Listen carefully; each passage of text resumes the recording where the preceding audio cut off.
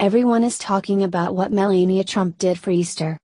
Though the Obamas both claim to be proud Christians, they spent the last 8 years completely ignoring Christian holidays in favor of instead promoting Muslim holy days. That's why the deep Christian faith of the Trumps has been so refreshing. The Sun Sentinel reported that the entire Trump family was spotted on Sunday attending Easter church services at the altar of the Episcopal Church of Bethesda-by-the-Sea. President Donald Trump and his wife Melania were accompanied at the service by both Tiffany and Barron Trump as well as Melania's parents.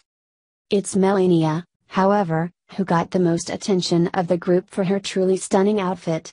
The First Lady took to Twitter to wish her followers a happy Easter. As she also posted a photo of herself wearing a beautiful white dress.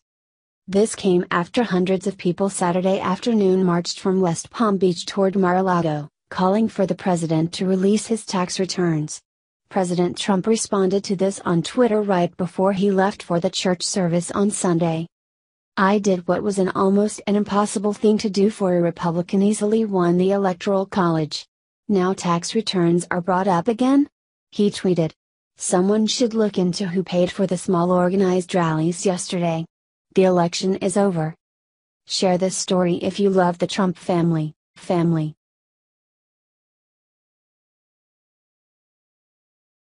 Breaking news out of North Korea right now. In breaking news which should make all red-blooded Americans glee with pride and patriotism. A former British Foreign Secretary Sir Malcolm Rifkind is telling the BBC that Saturday's failed North Korean missile misfire was apparently no misfire at all. Apparently, it's being reported that the missile fired Saturday, which blew up almost immediately after launch, wasn't just North Korea's ancient technology and plain ineptness at play, but it was none other than the Pentagon's doing. It's rumored President Trump's Pentagon has used cyber warfare tactics to render Kim Jong-un's wargaming days over, at least for now. Via the Federalist Papers.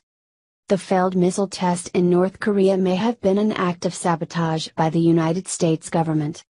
A former British Foreign Secretary is telling the BBC that American intelligence used cyber warfare before to thwart North Korean missile test and that there is a strong belief that the Trump administration was behind the regime's failed launch. Sir Malcolm Rifkind said, "It could have failed because the system is not competent enough to make it work, but there is a very strong belief that the US through cyber methods has been successful on several occasions in interrupting these sorts of tests and making them fail." All this came at a time when United States Vice President Mike Pence is scheduled to visit South Korea. Pence is visiting to discuss the rising tensions between the North and the South. Because the Korean War ended in a truth and not an actual peace treaty, the dirt-poor North Korea and the prosperous democracy freedom-loving South are still at war.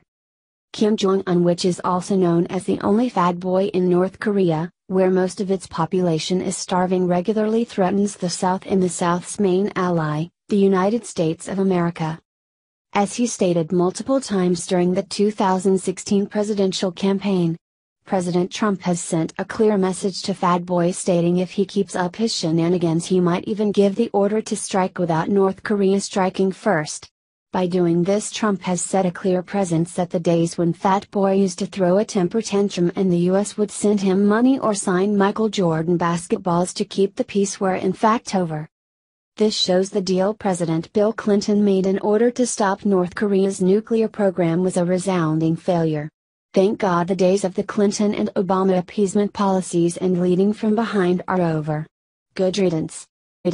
Look what Trump just did for Easter. This is amazing. After 8 long and dark years of having the far-left anti-American heat, Barack Hussein Obama as president, this Easter Christians can once again be proud of their leader. It's being reported President Trump has traveled to Mar-a-Lago on Air Force One for this Easter Sunday. First Lady Melania and their son Barron will travel on their own Trump Force One to meet him. They are going to have the whole Trump family over for Easter Sunday celebrations. Except for Inga, who is celebrating Passover in Canada with her husband Jared Kushner and 3 children. The first family will attend Easter service at the Church of Bethesda-by-the-Sea near their estate in Palm Beach, Florida on Sunday. The same church where the future president and future first lady were married back in 2005. The president is then expected to spend the rest of the afternoon with family, celebrating Easter festivities and having their traditional Easter egg hunt with his grandchildren. On Monday he and the First Lady will travel together to the White House to host the annual Easter egg roll. The first Easter egg roll began in 1814 and it was started by First Lady Dolly Madison, the wife of then-President James Madison. Hundreds of children decorated their own eggs, which they brought from home, to join in the fun. Of course, during their time at the White House, the Obamas turned the fun into a let's go play them to promote an active lifestyle. They could never take a break from the agenda. During his weekly radio address, President Trump stated, "Easter is a holy day of reverence and worship, a sacred time that fills the spirit of our nation with the faith of our people. America is a nation of believers. As long as we have faith in each other, and trust in God, we will succeed. We're a Christian nation again. Amen, my president, amen, amen." Shocking. Trey Gowdy revealed Obama's secret sleazy actions. You'll be speechless? In a current bombshell revelation, Trey Gowdy uncovered mystery operations completed by 30 Obama's insiders that are putting each national's life in huge risk. When they are doing their occupation right, our intelligence agencies mean the world to our national security, as they are continually seizing terrorists' plots to assault America. Yet, since the previous president abused his forces to corner the organizations and utilize them to push his own motivation, Trey Gowdy imagines that around 30 Obama insiders have stayed in the White House. Their main goal is to break data, keeping in mind the end goal to wreck the believability of these offices and imperil U.S. observation programs that deal with our well-being. A few days prior, Trey Gowdy made uncovered Obama's insider facts and cautioned the liberals' media about the results of their illicitly got data utilized against the president.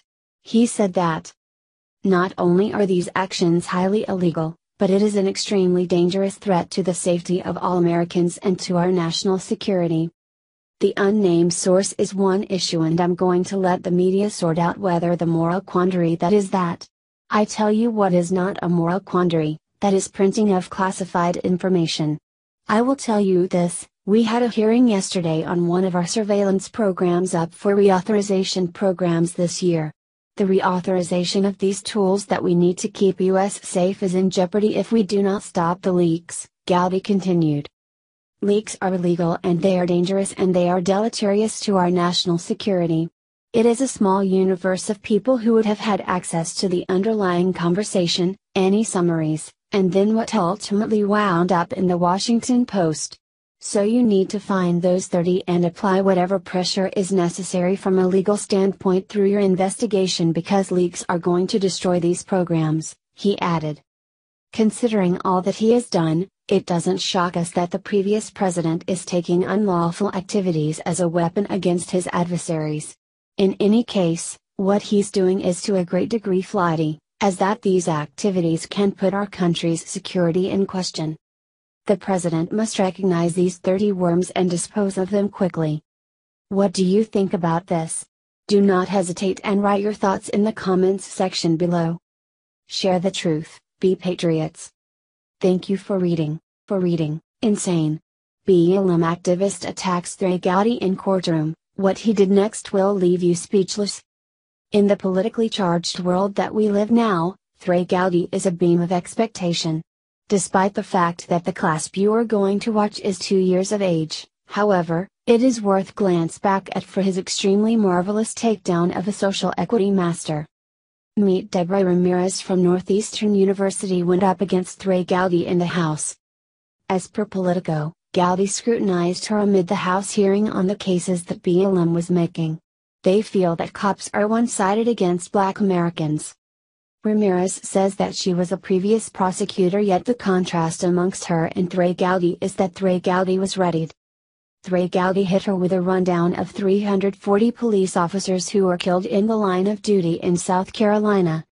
Whether you're killed by a police officer or your next-door neighbor, you're every bit as dead, are not you? I want to get to the point where we lament the death, the murder of a Black female like Nell Lindsay, a South Carolina woman murdered by her estranged husband in 2002, just as much if it's at the hand of an abusive husband, which it was, as we would if it would have been at the hands of a white cop, he said. So I hope that part of this 21st century police strategy conversation that we're having includes getting people to cooperate with law enforcement so you can hold people to the exact same standard regardless of the race of the victim, he said. This is great, Gowdy. What do you think about this? Do not hesitate and write your thoughts in the comments section below. Share the truth, be patriots. Thank you for reading. Breaking. President Trump did it, finally he did it, this is huge.